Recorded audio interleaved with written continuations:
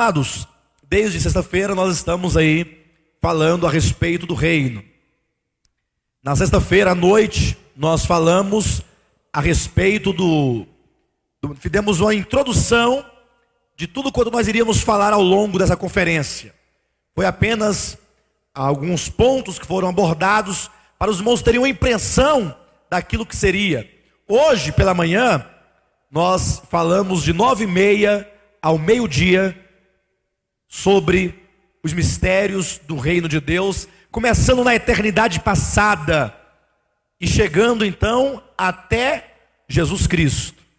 Então quem veio pôde acompanhar aí a trajetória de como que Deus no princípio criou os céus e terra, criou os vários céus, desde esse céu atmosférico que nós conhecemos até o céu dos céus, como que Deus estabeleceu governos na pessoa de Lúcifer e também de príncipes e potestades, de poderes, dominadores, domínios, como que este reino então foi usurpado. Vimos como que o homem fracassou na sua incumbência de trazer o reino, e de fato não tinha como ele trazer esse reino, uma vez que o homem era apenas uma sombra e uma figura daquele que haveria de vir. Vimos como que Israel também fracassou na missão de sustentar, de expressar e de manifestar esse reino. Então chegamos até a pessoa de Cristo. E é daqui que nós vamos dar a continuidade essa noite em o nome de Jesus. Eu quero começar lendo 2 textos da Escritura com os irmãos. O primeiro está em Gênesis 3,15. Os irmãos podem abrir em nome de Jesus. Capítulo 3, versículo 15 de Gênesis. Porém, inimizade entre ti e a mulher, entre a tua descendência e o seu descendente. Este te ferirá a cabeça, e tu lhe ferirás o calcanhar. Gálatas, capítulo 4, versículo 4. Diz assim: vindo, porém, a plenitude do tempo, Deus enviou seu filho, nascido de mulher, nascido sob a lei, para resgatar os que estavam sob a lei, a fim de que recebêssemos a adoção de filhos. Amados, nós sabemos que quando o homem no Éden, ele fracassou na sua incumbência de trazer o domínio sobre toda a terra, conforme está em Gênesis capítulo 1, versículo 26, que ao criar o homem, Deus disse: tenha ele domínio sobre os peixes do mar, sobre as aves dos céus, sobre toda a terra. Sabemos como que ali o homem foi enganado pela serpente, e comendo do fruto da árvore proibida, da árvore que não deveria comer, a morte e o pecado entraram para dentro do homem, e aquele que deveria reinar, aquele que deveria governar, ele agora caiu para debaixo do domínio de Satanás, tornou-se escravo do pecado, escravo de Satanás e subjugado num reino caído do maligno. Então, quando Deus, naquele dia em que eles comeram do fruto, a Bíblia diz que na viração do dia, na virada do dia, no pôr do sol, Deus veio visitar o homem, e o homem estava agora se escondendo da presença de Deus, fugindo de Deus por causa da sua condição de pecado, por causa da sua desobediência, por causa da sua nudez. Mas a Bíblia diz que Deus chamou o homem, e quando então o homem chegou à sua presença, Deus começou a proferir uma série de sentenças, e uma dessas sentenças foi que a mulher por quê? Porque foi da mulher que começou a entrada do pecado. O homem estando afastado da mulher, e a mulher afastando-se do homem, a mulher foi lá e tomou do fruto proibido, ela comeu e deu ao marido, e deu a Adão. E agora então Deus fala: olha, da mesma mulher sairá agora um descendente, da linhagem da mulher virá um homem. Aqui é uma profecia de que Deus providenciava que dessa linhagem humana, não podemos jamais tirar isso de contexto, quando falo humana, é porque Deus haveria de fazer-se carne por meio do homem, para que ele pudesse ter a parte humana em si próprio, para se cumprir então a profecia de Davi no Salmo capítulo 8 e de Paulo no capítulo 2, em que diz que haveria de vir um homem perfeito, haveria de vir um homem por excelência, e este homem é que conquistaria o reino de volta das mãos de Satanás e que governaria sobre a terra.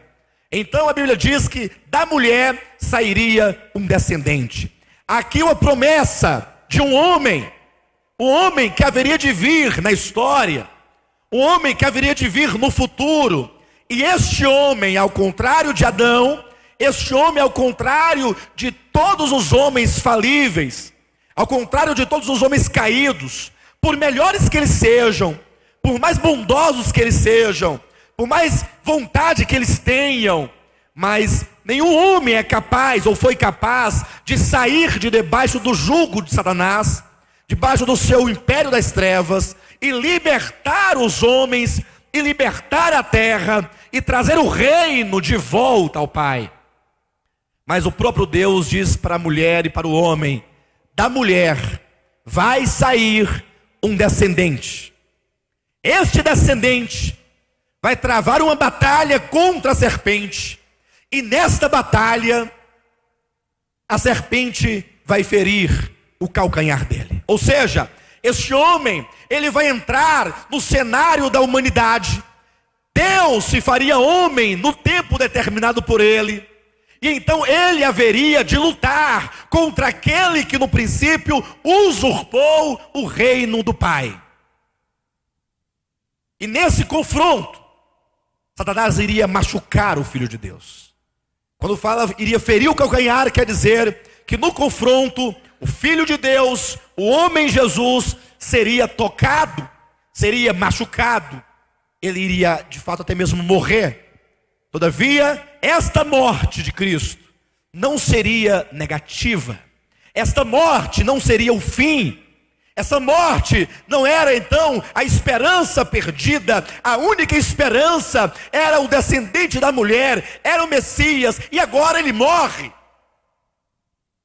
A morte de Cristo serviria para esmagar a cabeça da serpente. Não sei até que ponto vocês entendem esse esmagar a cabeça da serpente. Há muitos cristãos hoje em dia pisando, dizendo que está pisando a cabeça da serpente. E na verdade estão sendo pisados pela serpente. Há muitas pessoas que até fazem cânticos e fica pisando. Eu me lembro de um cântico que dizia: pisa no capeta, da cabeça aos pés. Vocês já ouviram falar desse cântico? Um corinho? Isso é muito sério. Lembre-se que aquele que pisou na cabeça da serpente teve o seu calcanhar ferido. Eu sei que lá em Romanos capítulo 15 nos diz que o Senhor haverá de colocar Satanás por estrado dos pés da igreja, e nós iremos vencê-lo sim, é verdade. Mas a vitória, como nós dizíamos hoje pela manhã, não é uma vitória fora de nós, é uma vitória que começa dentro de nós. Quando Jesus Cristo então for ali prometido na profecia de Gênesis 3,15, haveria de vir um dia o Messias, o prometido, aquele que iria travar uma guerra contra a serpente, e nesse embate a serpente lhe feriria o calcanhar e ele esmagaria a cabeça da serpente. Gálatas capítulo 4, versículo 4 diz que na plenitude do tempo, cuidado, não diz dos tempos, na plenitude do tempo, porque nós vamos falar amanhã pela manhã sobre a plenitude dos tempos, no plural, que se refere a uma outra ocasião, tratando-se do reino milenar. Diz que na plenitude do tempo, Gálatas 4, versículo 4, Deus então enviou o seu filho nascido de mulher. Diga para o seu irmão: na plenitude do tempo, Deus enviou o seu filho nascido de mulher. Amados, que coisa maravilhosa. Satanás estava governando, imperando. Parecia que, sabe quando alguém faz uma coisa errada e ele está jurado. Só que passa um dia, passa uma semana, passa um mês, passa 2 anos, e a pessoa pensa assim: eu acho que o indivíduo lá deve ter esquecido, vamos continuar aqui tranquilo. Ele deve ter esquecido, ele deixou para lá, né? Satanás achava que estava tudo tranquilo. A própria Bíblia fala que ele é o príncipe deste mundo. Mas quando ele pensava que Deus havia se esquecido, Deus entrou dentro do reino das trevas. A guerra não é como as guerras de hoje, que travam distante, jogando mísseis. Não, Deus entrou como homem dentro do reino das trevas, lá para dentro, e nasceu de uma mulher. E logo quando nasceu, ali já começou o conflito. Satanás sabia quem estava no ventre de Maria. Ele tinha plena consciência de que aquele era o descendente, de que aquele era o prometido, e de que aquele haveria de esmagar a sua cabeça, aquele haveria de tirá-lo do trono, expulsá-lo deste mundo, resgatar o reino para o Pai e devolvê-lo ao Pai. Por isso ali começou a perseguição. Quando Herodes procura matar o menino Jesus, ali é uma ação do reino das trevas, querendo logo vencê-lo quando criança, para que ele não chegue até a cruz. E a Bíblia diz que com 30 anos de idade, Jesus Cristo, ao ser batizado no Rio Jordão, quando ali ele saía das águas, que o Espírito Santo desceu sobre ele, em forma corpórea de pomba, ali ele estava sendo ungido. Diz no livro de Atos, capítulo 10, versículo 38, que ali era o Filho de Deus, era o Jesus de Nazaré, que estava sendo ungido pelo poder do Espírito Santo para resgatar o reino de volta ao Pai. Por isso diz que ele foi ungido para curar os olhos dos cegos, para abrir os olhos dos cegos. Ele foi enviado, ele foi ungido para curar os quebrantados de coração, para aliviar os oprimidos, para restaurar aqueles que estavam no cativeiro de Satanás.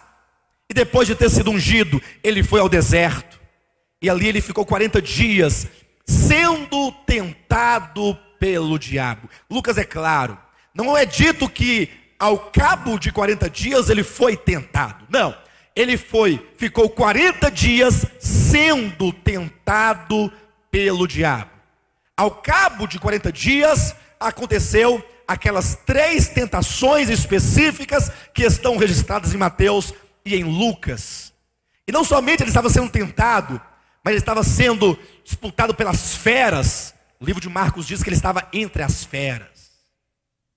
Ou seja, ali nós temos um cenário de anjos caídos, de demônios agindo por meio do material, agindo por meio de criaturas. Ali é um conflito. Ali Jesus está orando ao Pai, ele está jejuando, ele está tendo plena comunhão com o Pai, porque na qualidade de homem, ele sabe o que espera por ele.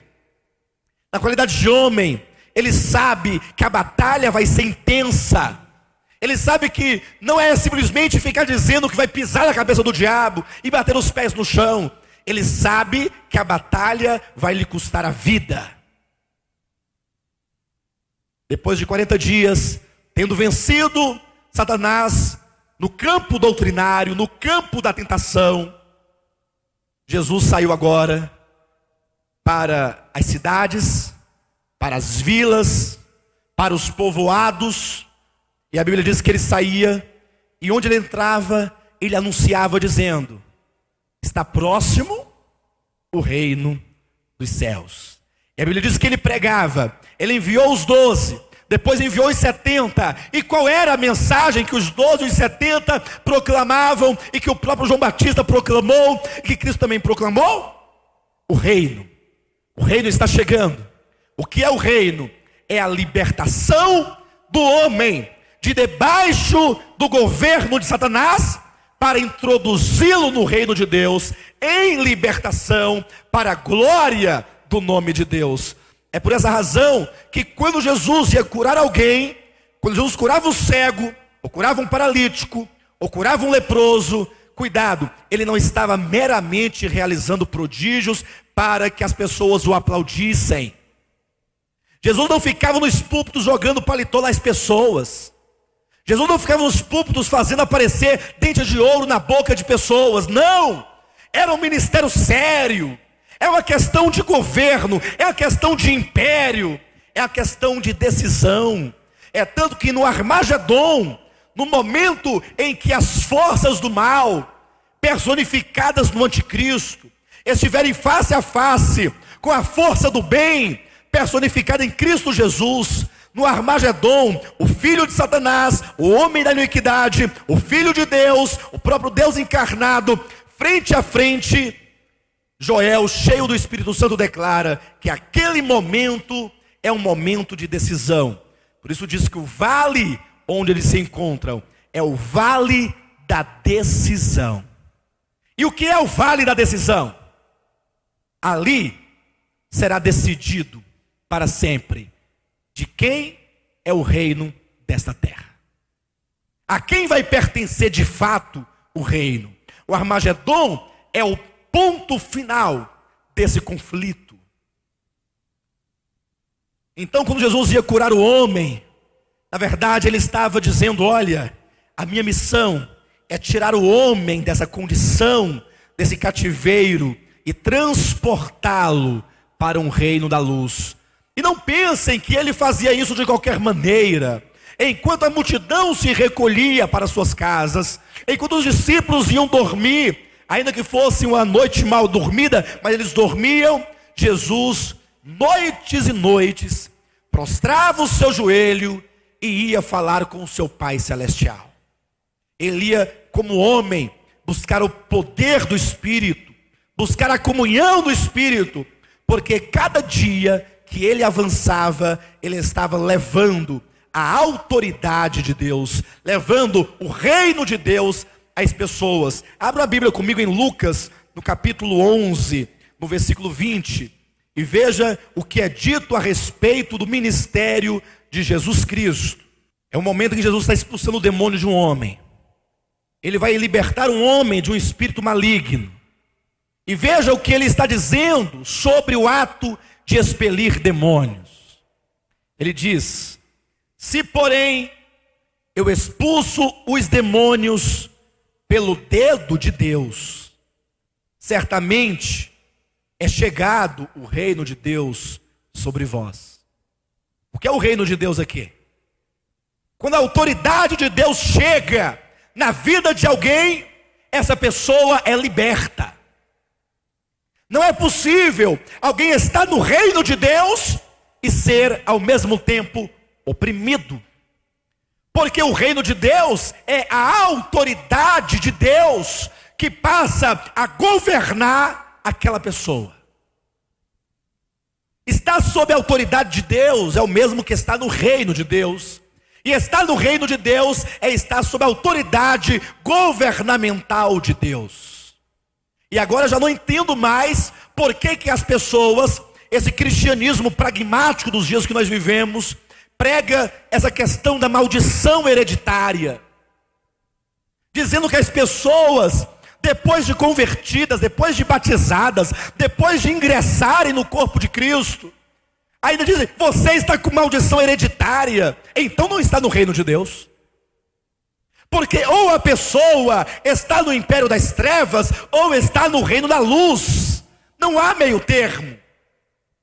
As maldições não podem acompanhar aqueles de quem é dito que agora em Cristo Jesus são novas criaturas. E que as coisas velhas passaram, tudo se fez novo. Que história é essa de maldição hereditária? De onde veio isso? Isso é um meio de colocar as pessoas com medo sob o controle de outras. Não seria melhor dizer: se pois o Filho te libertar, verdadeiramente sereis livres. Se o Filho te libertar, você é livre. E se não está livre, o Filho não te libertou. Então não tem meio termo. Eu sou meio liberto. Não. Ou você está debaixo do governo de Deus, ou você não está. E eu quero perguntar uma coisa para os irmãos: Se você está no reino de Deus, no império do Filho de Deus, Satanás tem como tocar a sua vida? Tem? Não tem. Não tem. Jesus continua dizendo, versículo 21, quando o valente, esse valente aqui é Satanás, bem armado, guarda a sua própria casa. No momento que o Filho de Deus entrou nessa terra, por meio da encarnação no ventre de Maria, o valente, que é Satanás, estava bem armado. Estava atento na sua casa, como quem diz, pode vir, porque eu estou armado contra ti. E estes que estão sob a minha guarda, estão bem seguros, e você não poderá levá-los de mim. 21. Quando o valente, bem armado, guarda sua própria casa, ficam em segurança todos os seus bens. Jesus está dizendo isso no contexto da libertação de um homem endemoniado, um espírito mudo. Sobrevindo, porém, diga assim, quando o valente, bem armado, guarda a sua própria casa, todos os seus bens ficam em segurança. Diga, sobrevindo, porém, um mais valente do que ele, vence-o, tira-lhe a armadura em que confiava e divide os seus despojos. Quando Jesus entrou nessa terra, ele entrou na casa do valente para desarmar o valente e para vencer o valente, para te resgatar do reino das trevas e te conduzi-lo ao reino da luz. Sair do reino das trevas não é uma questão humana, é um ato divino, é uma questão de autoridade. Mas imagine que no momento que ele veio para saquear os bens do valente, para tirar o homem de debaixo das garras de Satanás.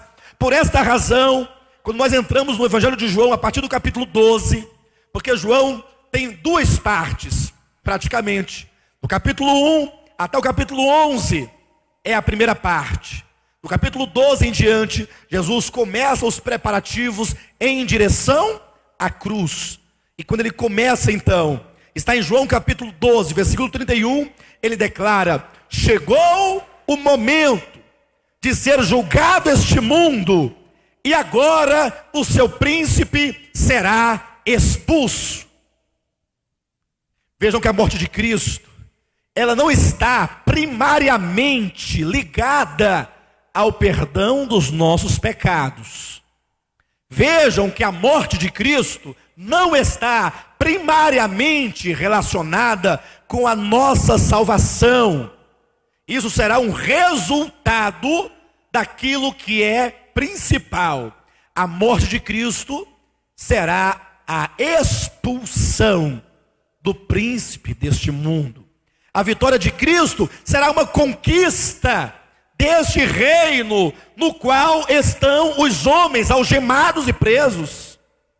Quando Cristo vai à cruz, ele não diz, chegou a hora de eu perdoar os vossos pecados. Ele não diz, chegou a hora em que eu vos salvarei. Quando ele vai à cruz, ele diz, chegou a hora em que eu vou ter o meu primeiro encontro com o príncipe das trevas. Lembra de hoje de manhã? Quando Lúcifer, lá no início, transgrediu a ordem de Deus, se rebelou contra Deus, e Deus falou o que para ele? Vai. Deus poderia tê-lo matado naquele momento, tê-lo destruído no ato de sua rebelião, mas isso causaria uma impressão em todo o universo, porque o universo colocaria em dúvida aquilo que Lúcifer dizia que Deus era: mau, tirano, perverso, egoísta.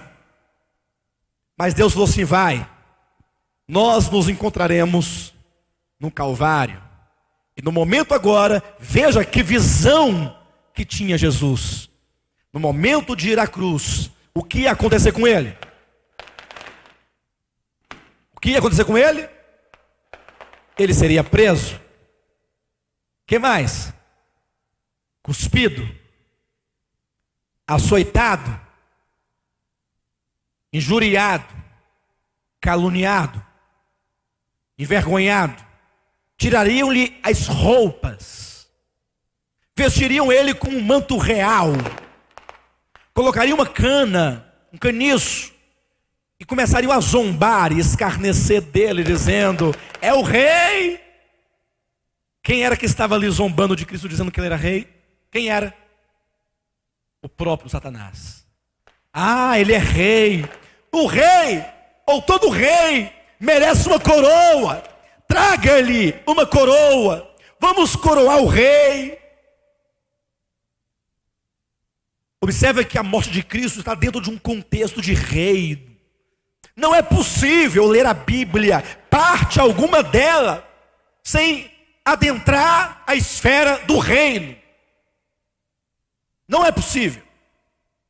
Todas as verdades bíblicas estão atreladas ao reino. Ele é rei.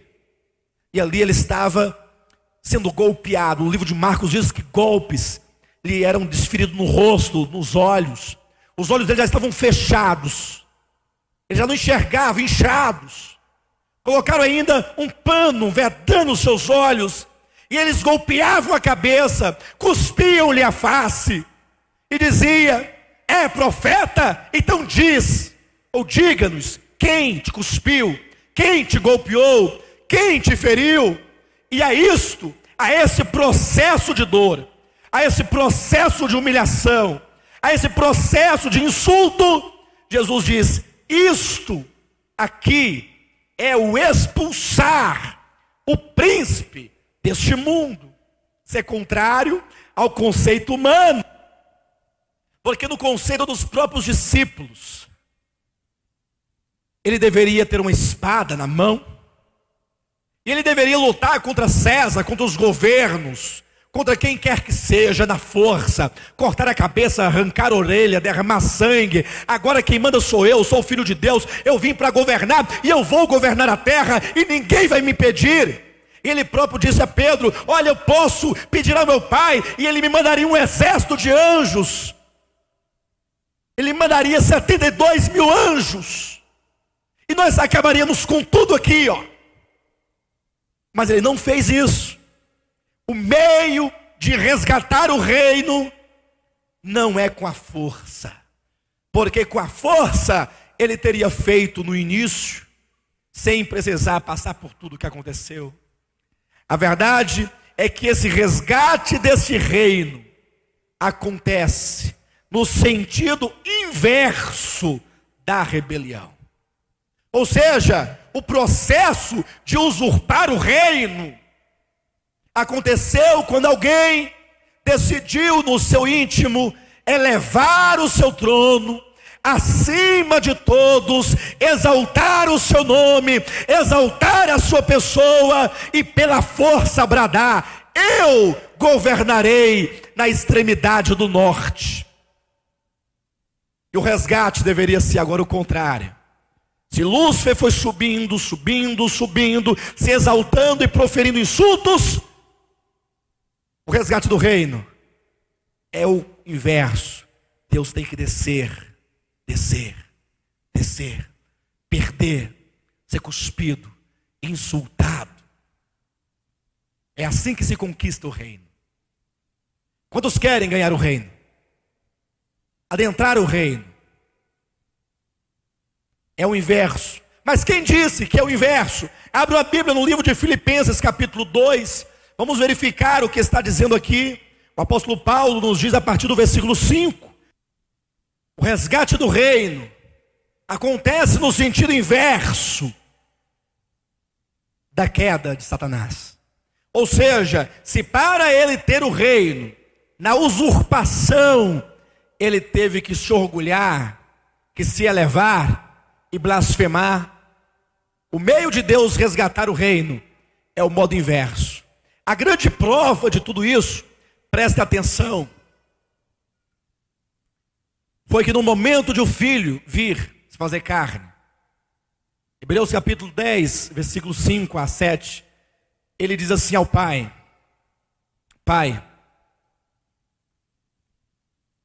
oferta de animais tu não quiseste.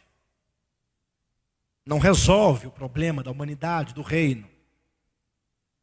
Por isso, um corpo me formaste.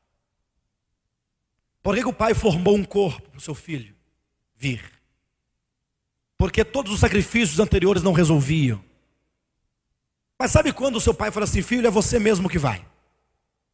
Você vai trazer o reino de volta a mim. Será que o filho ficou: ah, pai, não é possível, manda o Espírito Santo. Não, manda o Espírito Santo. Ou então manda um anjo, manda alguém, vai você mesmo. Foi assim? Ele se inclinou diante do pai e disse: pai, ou melhor, Deus. O próprio filho, sendo Deus, inclina-se diante do pai e declara: Deus, aqui estou para fazer a tua vontade. Lembre-se, Mateus 7:21, nem todo aquele que diz Senhor, Senhor, entrará no reino dos céus. Não é porque está dizendo Senhor, Senhor, nem todos, mas aquele que faz a vontade do Pai Celestial. E o filho disse: pai, Deus, aqui estou. No livro do rolo está escrito a meu respeito: aqui estou para fazer a tua vontade. E quando ele estava no Getsemane, antes de ele tomar a cruz, ele orava, e o mundo espiritual fazia pressão sobre ele, e ele agora já suava sangue, e ele clamava: pai, se possível for, passa de mim este cálice, sem que eu o beba, mas todavia, não faça a minha vontade, mas cumpra-se a tua vontade. Observe que esse resgate do reino começa por alguém que decidiu submeter-se plenamente à vontade de Deus. Ele se submete aos sofrimentos. Capítulo 2, versículo 5, o apóstolo diz: tende em vós o mesmo sentimento que houve também em Cristo Jesus. E qual era o sentimento que havia em Cristo Jesus? Versículo 6, pois ele, subsistindo em forma de Deus, não julgou como usurpação o ser igual a Deus. O que ele está dizendo aqui? Se ele, sendo Deus, não julgou por usurpação o ser igual a Deus, está implícito aqui a figura daquele que por usurpação quis ser semelhante ao Altíssimo, ou não? Então aqui é o inverso. Ele está mostrando o caminho inverso. No momento que ele diz que Deus, que Jesus, o Filho, sendo Deus, não julgou por usurpação, ele está falando assim: lembrem-se daquele que por usurpação quis ser. Um começou a subir, este não quis ficar lá em cima, começou a descer. Versículo 7, antes a si mesmo se esvaziou. Ezequiel diz que Lúcifer encheu o seu coração de violência, enquanto um vai enchendo o seu ser de violência, de desejos, de ambições, de planos, aquele que era Deus começou a se esvaziar. Se esvaziar. O que é se esvaziar? Quer dizer que ele deixou de ser Deus? Não. É que sendo Deus, ele não se apegou ao fato de ser Deus. Sabe quando alguém faz uma calúnia contra você? Uma mentira descabida, está te prejudicando, e você reivindica o teu direito. Essa pessoa não pode falar assim de mim, porque não é verdade. Eu vou quebrar a cara dessa pessoa. Sabe quando você fala assim? Ou qualquer outro termo que você queira colocar. Isso significa que você se apega ao fato de você estar certo. Você está certo, você se apega. Eu estou certo. Eu não posso abrir mão. Se eu estivesse errado, tudo bem. Mas estando certo, e ele sendo Deus, poderia falar, não, eu sou Deus, eu não vou não. Eu não vou sofrer. Não, não. Ele se esvaziou. Ele abriu mão. Mas tu não tem culpa. Mas não tem problema. Mas tu não tens pecado. Não tem transgressão. Ele se esvaziou. Seu coração era puro. Não tinha pretensões pessoais ou particulares. O seu coração era plenamente para o Pai. Não importa, estou aqui para cumprir a vontade dEle. É um coração destituído de qualquer ambição. É por isso que para servir a Deus, deve haver em nossa parte também um esvaziamento. Ele continua dizendo, antes a si mesmo se esvaziou, assumindo a forma de servo. É o processo de reconquista do reino, tornando-se em semelhança de homens e reconhecido em figura humana. Lembram de Hebreus? Aquele que por um pouco, não era que um pouco menor que os anjos, aquele, vírgula, que por um pouco, por um período específico, se tornou menor que os anjos, porque ele é maior do que anjo, ele é Deus, mas por um tempo, desde o momento que ele se propõe a descer, ele é menor, no sentido de que ele deixa a glória, ele deixa o trono, ele abre mão de tudo que tem, de tudo que é, de todos os seus direitos, e se faz menor, porque se torna homem, e não somente homem, mas menor que o homem, porque agora ele é servo dos homens, ele veio servir os homens. Por isso ele lavou os pés dos discípulos, para servi-los. E não somente ele veio lavar os pés, ele veio se humilhar, ele veio servir. Mas diz, versículo 8, a si mesmo se humilhou, tornando-se o quê? Tornando-se obediente até a morte. E não é qualquer morte, é morte de cruz. E o que tem a morte de cruz é a morte de um maldito. É a morte de um maldito. Maldito todo aquele que for pendurado em madeiro. Então veja o processo que ele passou, que ele sofreu, e ele foi descendo, descendo, e depois de se fazer homem, ele foi preso. E como nós falávamos agora há pouco, o cenário da crucificação. Amados, o que está ali pesando mais, não é tanto o açoite.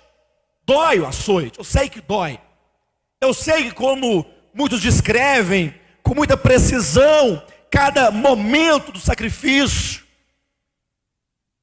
que nas pontas dos chicotes haviam pregos ou chumbo, etc. Eu sei que há toda uma descrição dolorosa, mas o que mais doía não era a carne. Imagine, quem estava ali, naquela sala de julgamento, diante de um velho, ancião, sumo sacerdote, Anás. Um velho, conhecedor da lei, ministro de Deus, ungido de Deus, separado de Deus, para levar as pessoas a Deus. Agora esse homem não reconhece o Deus a quem ele serve. É isso que dói. Caifás, os sacerdotes, os anciãos, os escribas, os fariseus, toda a casta religiosa, o povo de Deus, Será que a igreja dos dias de hoje é diferente do judaísmo? A gente às vezes acha que está tudo muito bom. Lá no meio está lá ó, o verbo, que é Deus, se fez carne, no meio dos homens. E agora o homem, criatura, caído, pecador, miserável, condenado pela lei de Deus, chega diante de Deus, ele cospe a face, isso é um insulto, ferindo a Deus, coroado com uma coroa de espinhos, aquele que é Deus. Mas o que era tudo isso? Era o momento de ser expulso o príncipe. No momento que colocaram-lhe a coroa, e a coroa não se encaixou em sua cabeça, e pegaram um caniço, e bateram em sua cabeça para que a coroa entrasse, como descreve o Evangelho. Sabe o que estava acontecendo, irmãos? O mundo espiritual, o universo, os mesmos seres que lá no princípio presenciaram a rebelião, e Lúcifer dizia que Deus era mau, que Deus era tirano, e que Deus era isso e aquilo outro, e que Ele era um salvador de todos, porque estavam tirando os anjos de debaixo de uma autoridade arbitrária de Deus. Aquelas argumentações de Satanás, no princípio de sua queda, gerou uma interrogação enorme, gigantesca no universo. Será que Deus é aquilo que Lúcifer fala? E por que, se Deus tem a razão, por que ele não se defende? Por que ele não disse na cara de Lúcifer, lá no início, que ele era um rebelde, que ele era um mau? Por que Deus permaneceu calado? Essa grande dúvida, essa grande interrogação, começava a ser apagada no momento em que ele estava sendo crucificado. Quando um soldado, inspirado por um demônio, rodeado por seres espirituais, golpeava Jesus, e como descreve Isaías, como uma ovelha muda, um cordeiro mudo, ele não abria a sua boca, mas ele gemia, ele fazia diante do açoite, mas não proferia insulto. Poderia se levantar, eu sou Deus, você é Satanás, vou te julgar, vou te expulsar. Poderia? Mas não, ele recebia. Naquele momento, era o encontro, a morte de Cristo, é o encontro de Deus, aquele Deus do princípio, com aquele perverso Satanás do princípio. E aqui, aquele que dizia que Deus era mau, está golpeando-o, está cuspindo-o, blasfemando. É aquele cujo caráter fora colocado em dúvida, se revelava com amor, quando dizia: Pai, perdoa-lhes, porque eles não sabem o que fazem. O amor se manifestava e se materializava no momento da morte de Cristo. O caráter de Deus estava sendo vindicado no momento da crucificação. Deus estava sendo ali justificado. Talvez vocês não entendam essa expressão, mas Paulo fala sobre isso no livro de Romanos. Justificado não que ele tenha pecado, mas é que a santidade dele, que outrora fora colocada em xeque, em dúvida, estava sendo agora trazida. Ele é justo. O próprio Pilatos diz: eu não vejo nesse homem crime algum. E colocaram-lhe sobre os ombros uma cruz, e levaram-no ao monte chamado Caveira, chamado Gólgota. E a Bíblia diz que ali rasgaram as suas vestes, tiraram as suas vestes. E agora, assim como o homem no Éden, depois de pecado, nu, porque a nudez é símbolo da condição pecaminosa do homem, quando ele foi exposto como crucificado, sobre um morro, à vista de todos que passavam. Ali havia uma encruzilhada, caminhos que vinham da Índia, da China, do Egito, passavam por ali, era uma rota comercial, e ali foi colocado em 3 idiomas, Jesus Cristo, Rei dos judeus, e ali o universo humano contemplava Cristo, o universo espiritual contemplava Cristo, e a Bíblia diz no livro de Colossenses, no capítulo 2, no versículo 15, que a morte de Cristo, na cruz do Calvário, esse espetáculo espiritual, olha o que ele significava, capítulo 2, versículo 15, e despojando, olha o termo, que fala-se de reino, despojando os principados e as potestades, publicamente, os expôs ao desprezo, triunfando deles, onde? Na cruz, quando ele estava crucificado, quando ele estava erguido, o salmista diz que ele estava como um verme na cruz, como um verme, aquela humilhação toda, aos olhos humanos, alguém poderia ficar assim, coitado, coitadinho dele, só fazia o bem. Eu me lembro que uma vez ele ajudou um cego, deu a vista. Lembra quando Jesus levava a cruz? E algumas mulheres choravam e acompanhavam a Jesus, chorando. E Jesus, levando a cruz, disse: não choreis por mim, chorai por vós e pelos vossos filhos. Porque no momento em que ele estava na cruz, ele não era um coitado. Não, ali estava a vitória, ali estava o resgate, ali estava a vindicação do Pai. Jesus é a vindicação do que o Pai é. No momento em que os principados e potestades nos ares, os demônios na terra, os homens rodeando a Cristo, o salmista diz que eram como bois bravos, búfalos valentes, rosnando ali em torno da cruz, que o universo inteiro contemplava aquela cena única, aquela cena jamais vista, um Deus crucificado. Ele estava expondo a vergonha. Que vergonha para Satanás, quando crucificava Jesus. Que vergonha para Satanás. Por que é vergonha? Porque ele se revelava como perverso.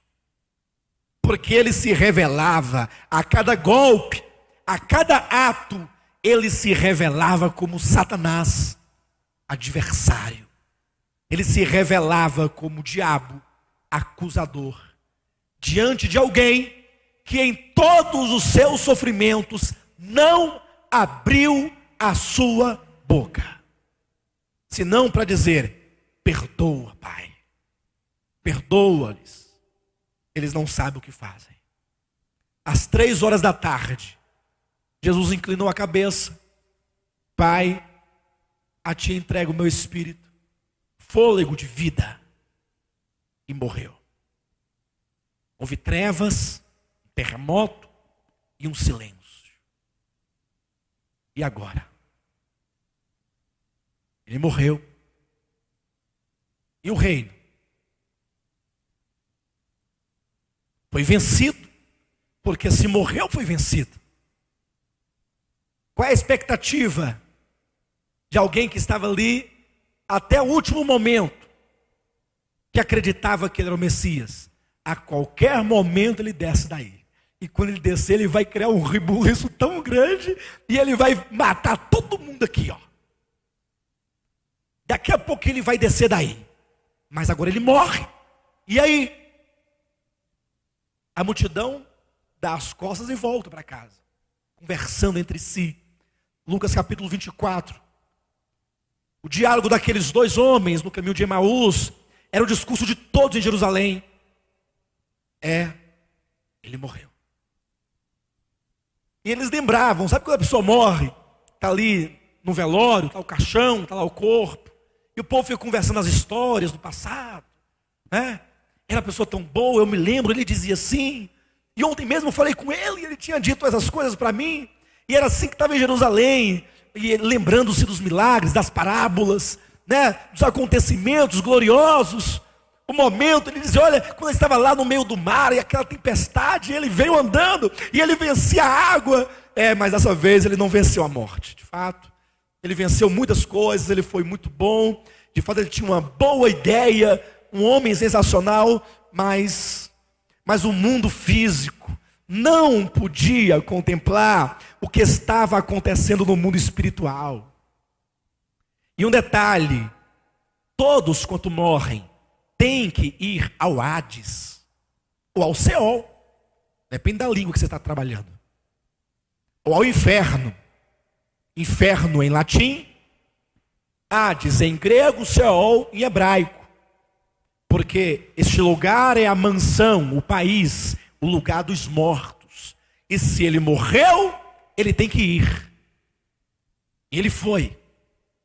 E ele adentrou os portões da morte. O lugar de onde ninguém jamais saíra. Preso. O império das trevas o tragou.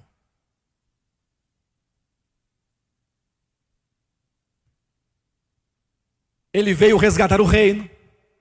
E para resgatá-lo, ele teve que ir nas partes mais profundas, no recôndito do império das trevas.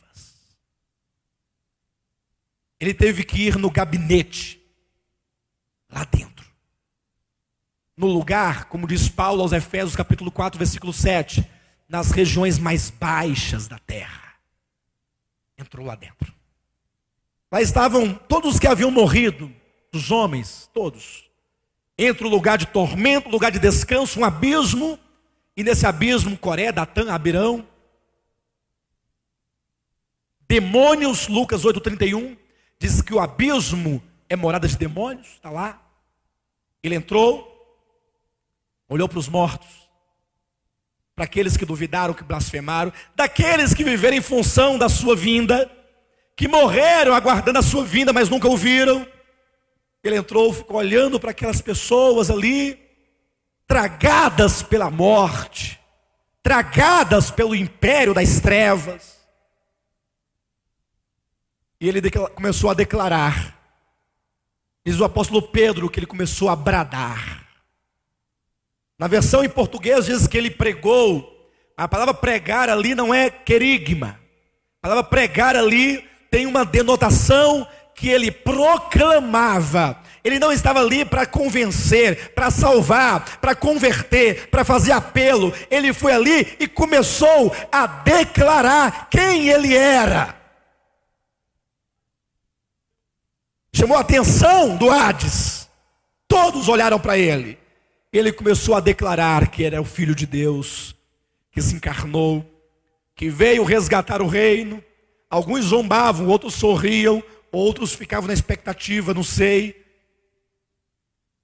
Ele disse, eu vou sair daqui, mas eu só saio daqui com as chaves da morte e do inferno.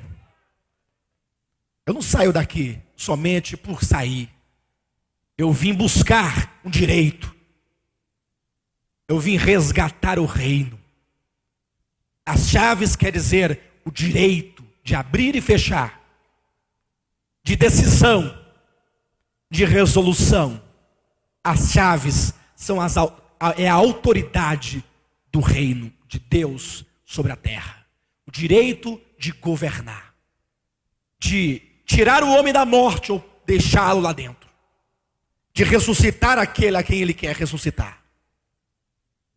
E a Bíblia diz que no terceiro dia, Atos capítulo 2, descreve a trajetória.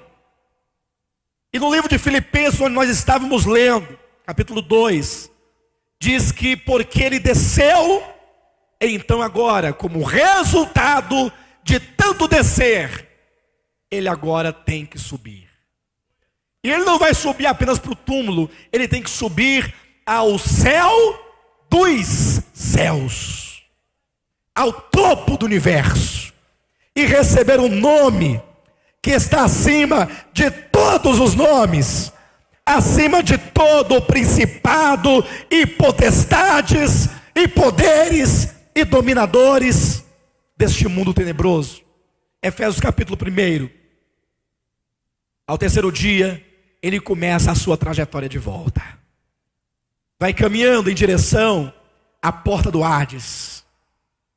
E ele pode declarar, como declarou diante do túmulo de Lázaro, para si mesmo: eu sou. Não era alguém que era fora dele. Eu sou a ressurreição e a vida. E ele próprio agora, diz a Bíblia, ele quebrou os portões e os ferrolhos da morte e começou a romper. Entrou no túmulo onde estava o seu corpo.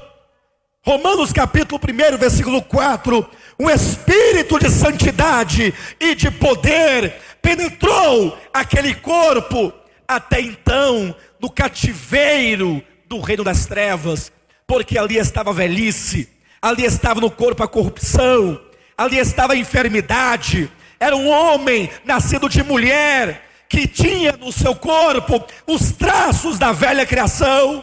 Mas agora o seu corpo começa a se encher de glória, e a glória vai saturando o corpo de Jesus, e agora vai expulsando, vai expelindo daquele corpo toda a imposição e autoridade da morte e do reino das trevas daquele corpo, e torna-se um corpo glorioso. Naquele momento, a Bíblia diz que o anjo Miguel desceu, rolou a pedra e se assentou sobre ela. O contexto começa a mudar. Por que ele se assenta sobre ela? Porque agora o reino pertence a Jesus Cristo. Não é um anjo que está com medo de descer, ou que está tímido. Não, ele rola a pedra e se assenta sobre ela e contempla o mundo invisível, o mundo visível. Está observando quem é que vai agir agora contra este que sai em ressurreição e em glória para um novo dia, para uma nova criação, agora trazendo o reino dos céus sobre o homem. Jesus sai no primeiro dia da semana, aquele que é a ressurreição e a vida, e aparece para os seus discípulos e diz: toda a autoridade me foi dada.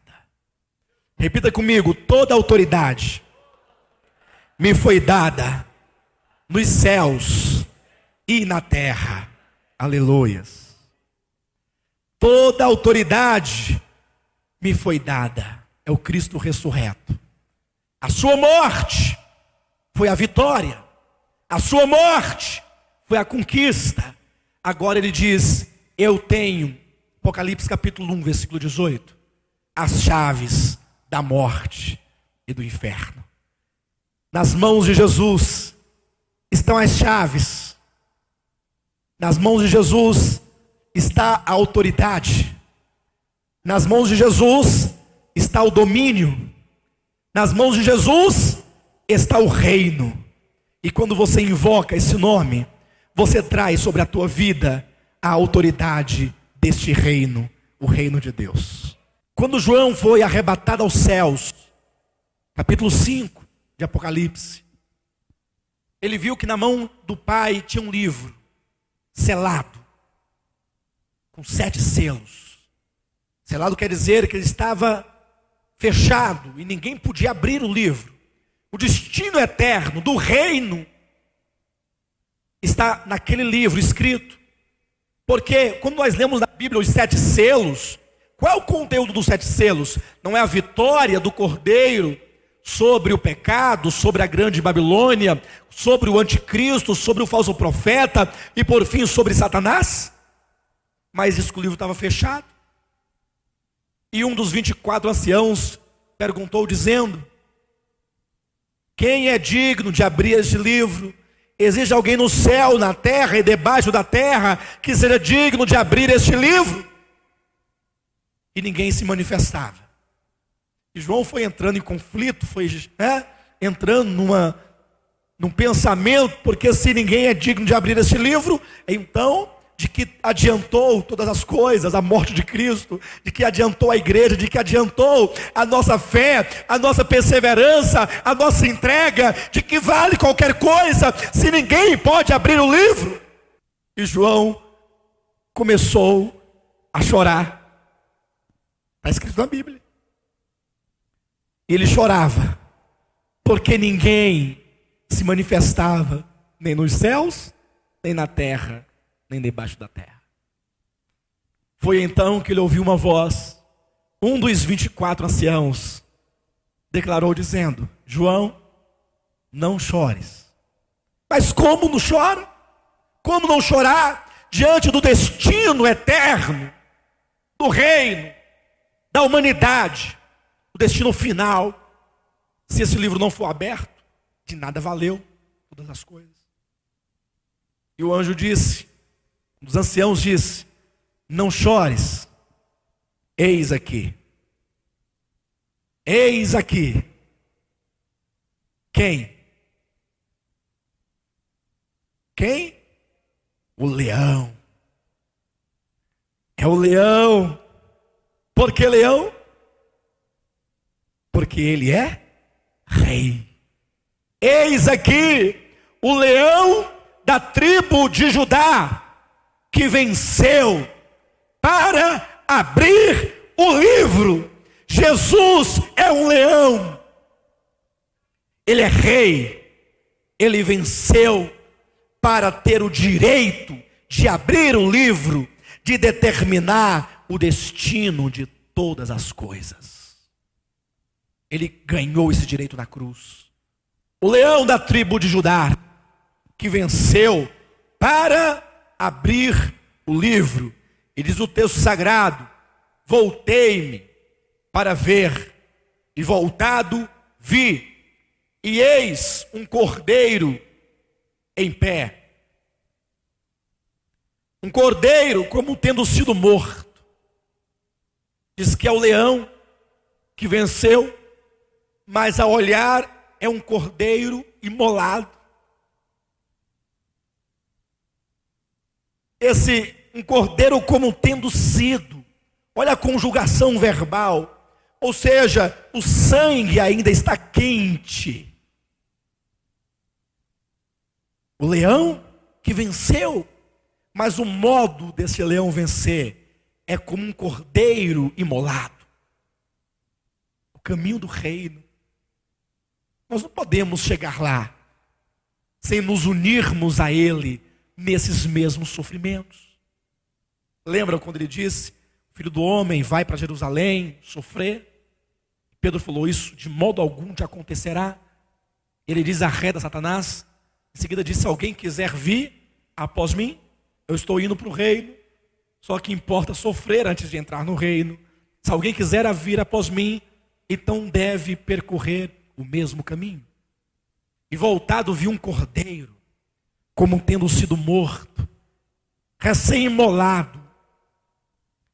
E diz o versículo 8, versículo 7, veio pois o cordeiro, o leão cordeiro, e tomou a mão, ou tomou o livro da mão direita daquele que estava sentado no trono. E quando o cordeiro, leão, pegou o livro, o que aconteceu? Os 24 anciãos prostraram-se diante do cordeiro, tendo cada um deles uma harpa e taças de ouro cheias de incenso, que são as orações dos santos, e entoavam um novo cântico, dizendo... Eles começaram a cantar um cântico jamais cantado outrora, um cântico novo. E eles diziam: digno és de tomar o livro e abrir-lhes os selos. Por quê? Por quê? Porque ele é digno. Não basta querer abrir o livro, tem que ter a dignidade. E essa dignidade, ela é conquistada, não é doada. Digno és de tomar o livro e de abrir-lhe os selos, porque é a continuação do versículo. Porque foste morto. Porque foste morto. Veja que a Bíblia está dando ênfase à conquista do reino e à morte de Jesus. Porque sem isso, de nada adiantaria perdoar pecados, se o reino não é dele. Continua usurpado, continua tomado. Porque foste morto, e com o teu sangue compraste para Deus os que procedem, e aqui você está inserido nesses que procedem, os que procedem de toda tribo, língua, povo e nação, e para o nosso Deus os constituíste reino e sacerdote, e reinarão sobre o que ele fez? Com o seu sangue. Ele comprou para si um povo. Você foi comprado, meu irmão. Comprado por um alto preço. Comprado com o sangue do Cordeiro inocente. E para quê? O que tem de crente se batendo, desiludido, porque não entenderam a razão da sua redenção, porque muitos desistem de caminhar, porque muitos estão nas igrejas, tem louvor, tem luzes, tem danças, tem congressos, tem cantores, tem bandas, tem pagode, tem festa genuína, tem sal grosso, tem tudo isso, prosperidade material, mas não entenderam ainda onde é que eu me encaixo dentro do propósito divino. Você foi comprado e foi constituído reino e sacerdote. Você foi constituído reino e sacerdote. Diga: eu sou rei e sou sacerdote. A igreja é um reino de sacerdotes, um povo santo, comprado. Este reino não é como o reino de Israel. Este reino que é a igreja não é como a nação de Israel antiga, porque o povo de Israel recebeu objetivamente o reino. O que é objetivamente? Deus tinha um tratado escrito em tábuas de pedra, externo. E todo o vínculo de Deus com a nação de Israel era um vínculo no âmbito material. Se eles obedecessem o que estava nas tábuas de pedra, teriam uma terra que daria milho, ervilha, trigo, chuva, corpo sadio. Mas se eles não obedecessem, perderia a terra, a chuva, o trigo, o corpo sadio. Ou seja, esse reino, chamado reino de Deus, sobre Israel, era objetivo, fora do homem. Mas quando veio Jesus, ele disse: olha, eu não quero dar a vocês um reino, eu quero constituir um reino em vós. É por isso que, da passagem do Antigo para o Novo Testamento, o que até então era chamado reino de Deus, passa a ser chamado em Mateus o reino dos céus.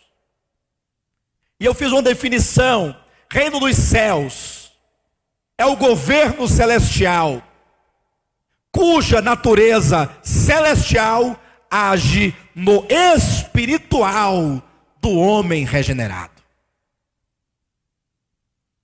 É o próprio Deus como governo, como soberania, como Altíssimo, como poderoso, vindo habitar o homem. Não é um reino baseado em leis humanas. Muitos líderes religiosos, bispos e pastores, nessas últimas eleições, têm pregado dizendo para o povo cristão votar nele, porque eles são a esperança de mudar o país. É mentira. Por quê? Porque esse reino dos céus, que é a igreja hoje, ele acontece dentro do homem. Por isso está dito em Mateus capítulo 13: eis que o semeador saiu a semear.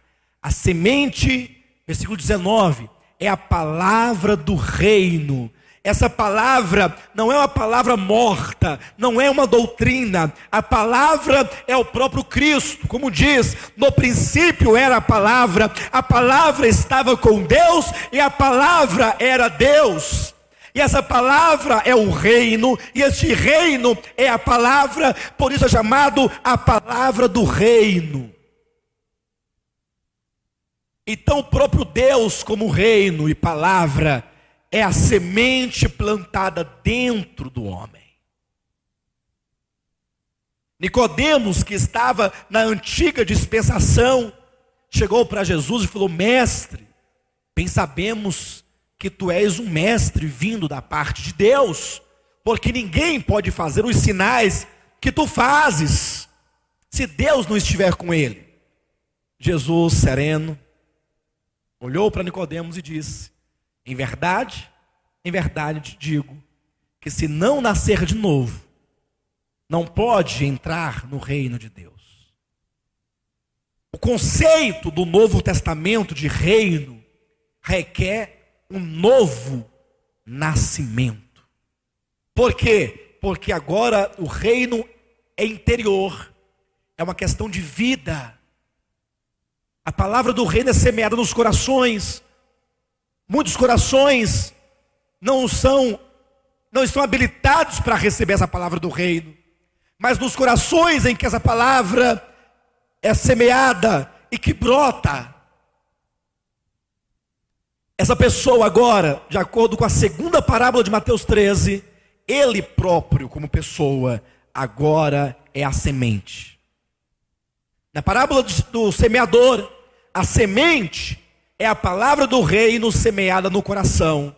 Na segunda parábola, que é a parábola do trigo e do joio, diz que o trigo são os filhos do reino, e os filhos do reino são a semente que o homem semeou no seu campo.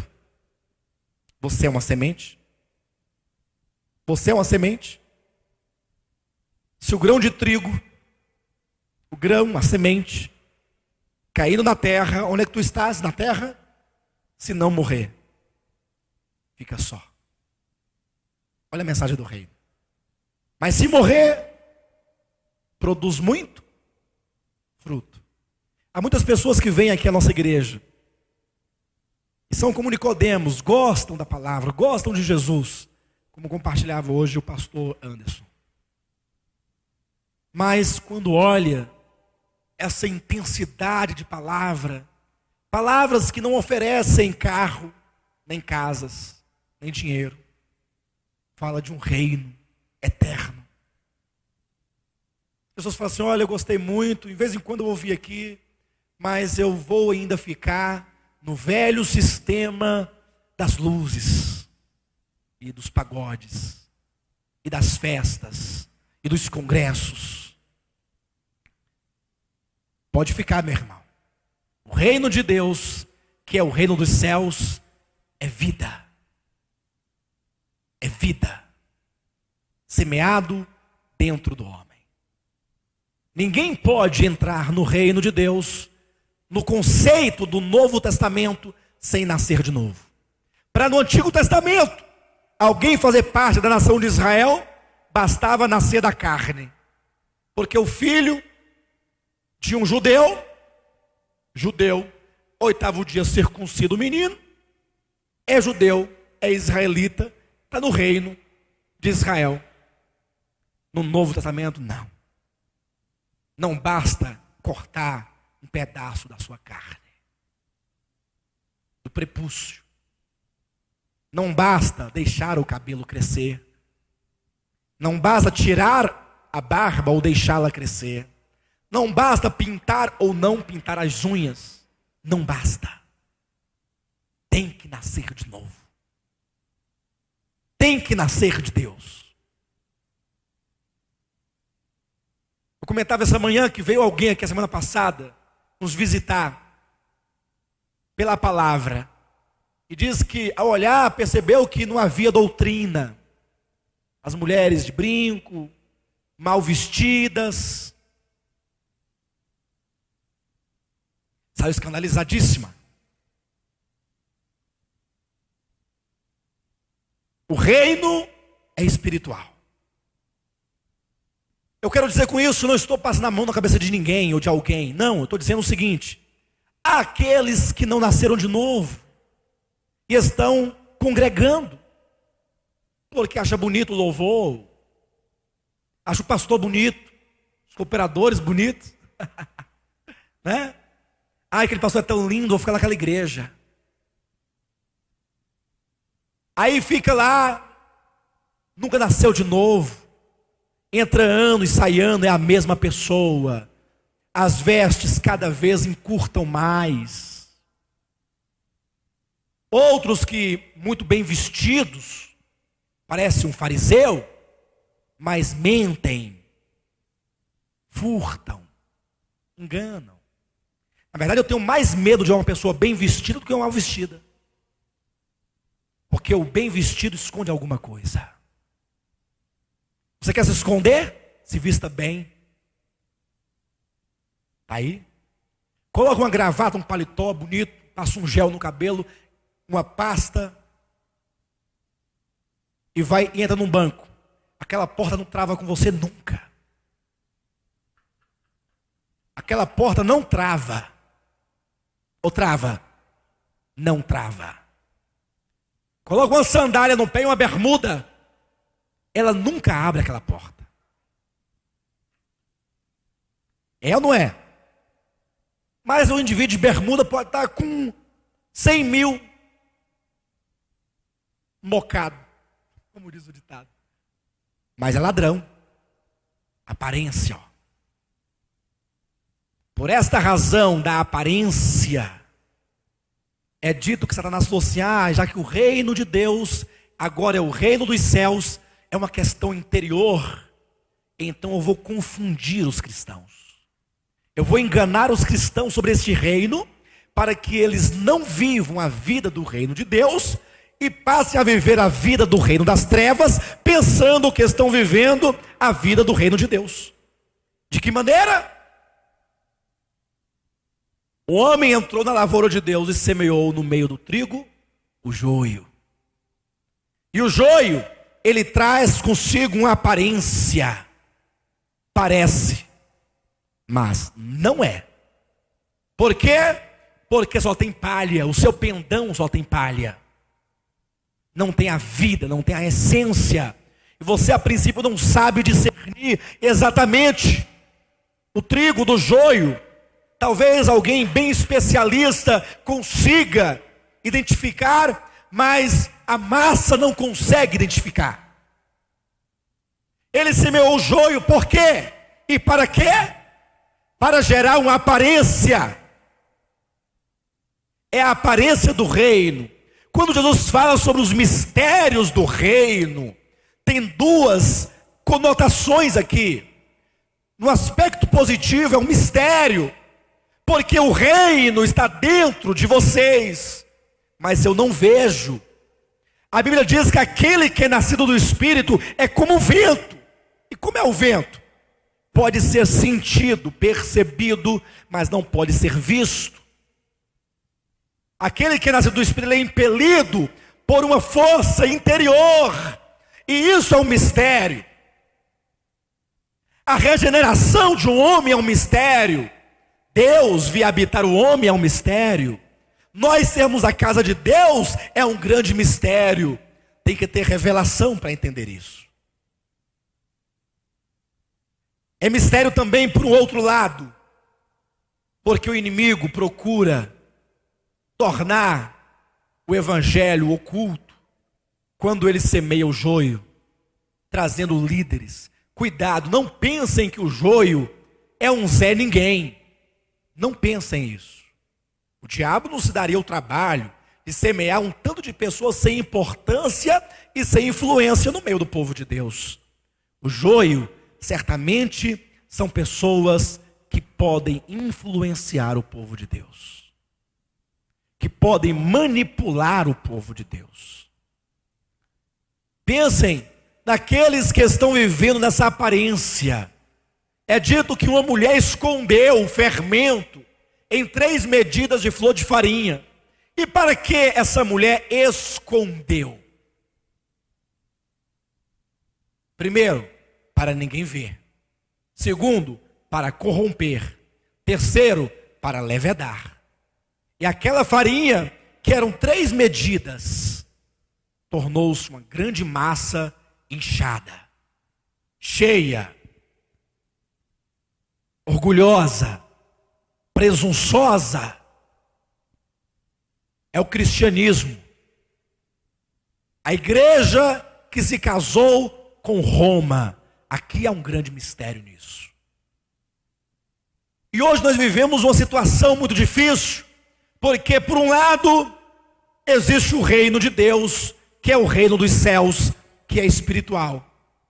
Por outro lado, nós vivemos aí que existe um outro reino muito parecido com o reino de Deus. Por que parecido? Porque eles escrevem o nome de Jesus nas paredes. Jesus Cristo é o Senhor. Escreve.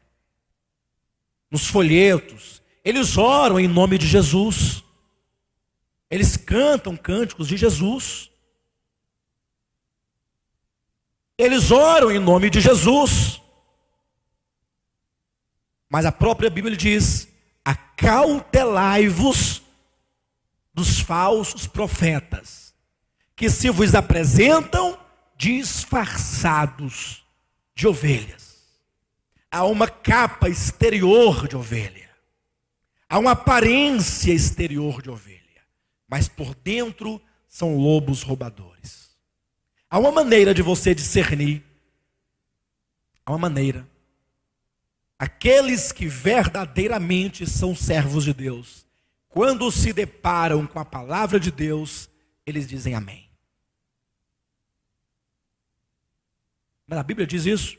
Abra a Bíblia comigo em 1 João, capítulo 4, diz assim: amados, versículo 1, não deis crédito a qualquer espírito. Antes, ao invés de você sair dando crédito, acreditando, credibilizando, provai. Os espíritos se procedem de Deus. Como alguém pode provar? Cuidado para não sair julgando as pessoas. Muito cuidado.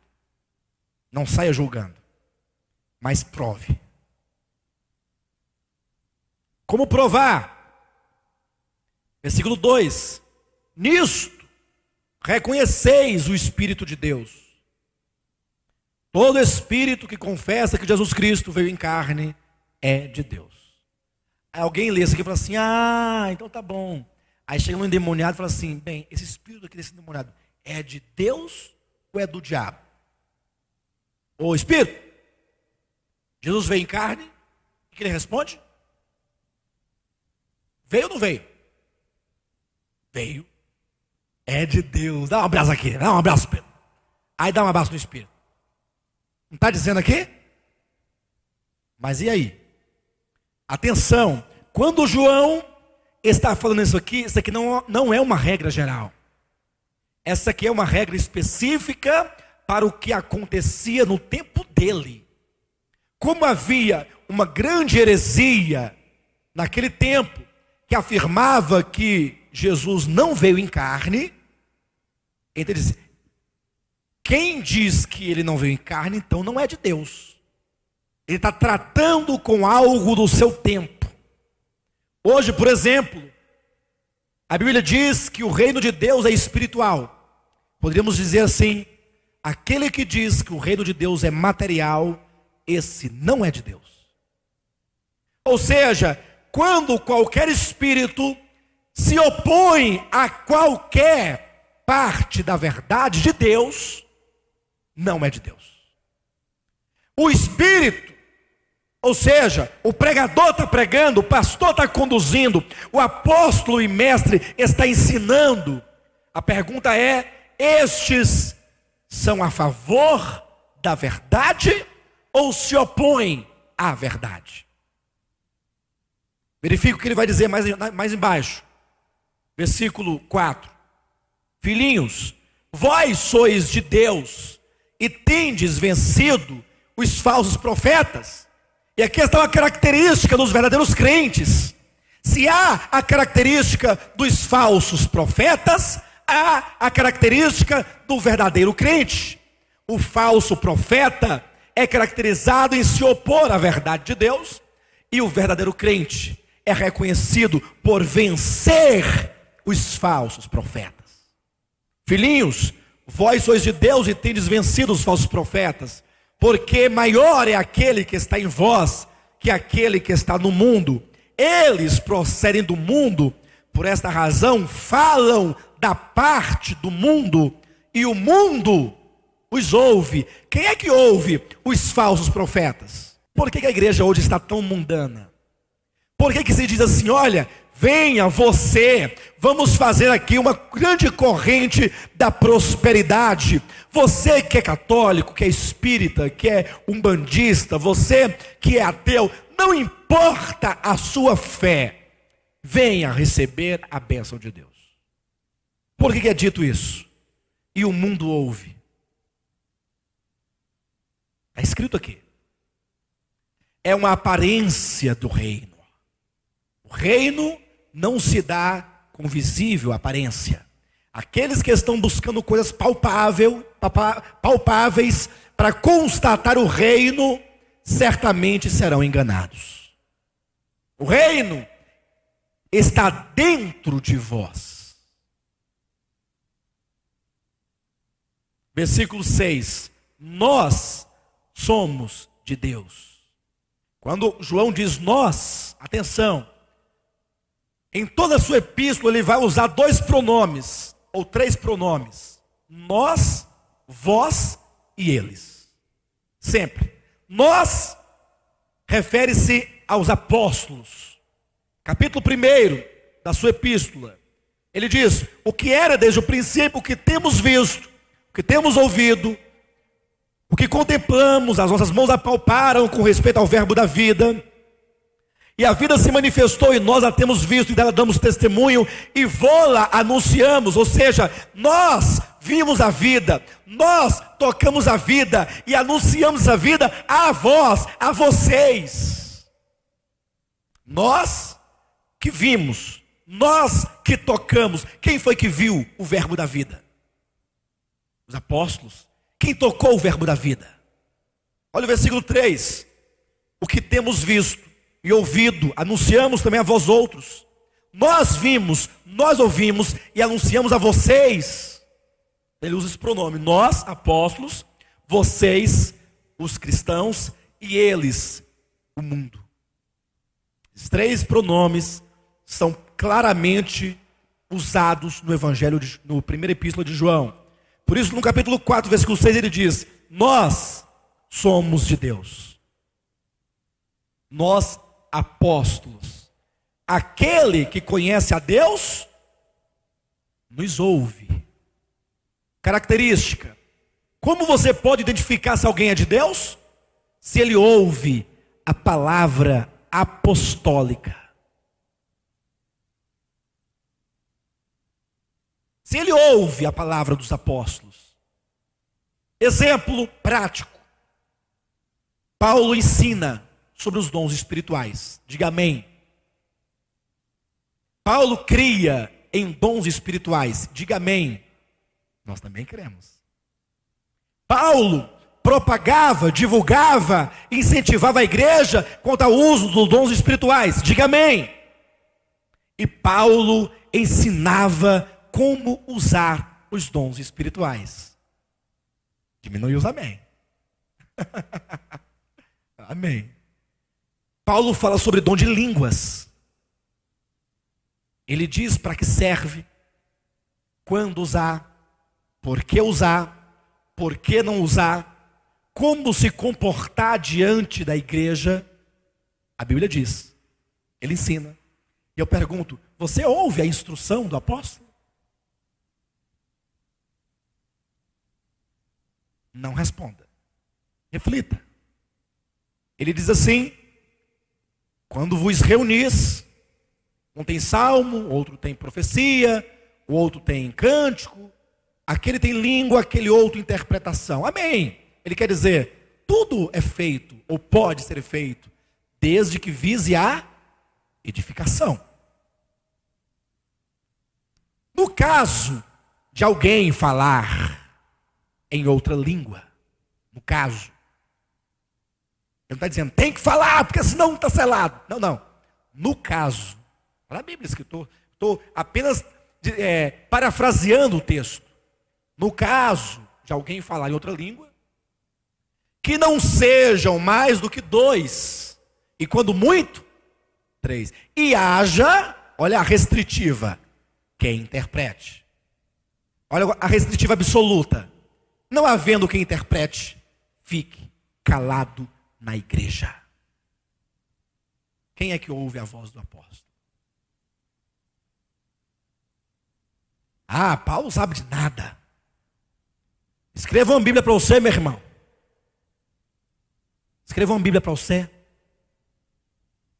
Eu quero ser bem honesto para vocês. Se for para eu mudar o que está aqui, eu largo essa Bíblia, irmãos.